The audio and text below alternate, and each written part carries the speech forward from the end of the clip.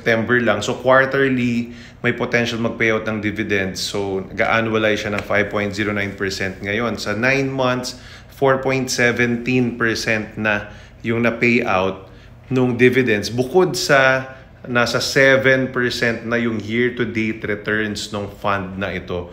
So, one-time payment ito. Ito lang yung matatawag kong investment sa mga products ng AIA. It's VUL, pero single pay lang. So, one-time na hulog. So, yun talaga yung investment kasi napakaliit lang ng insurance part.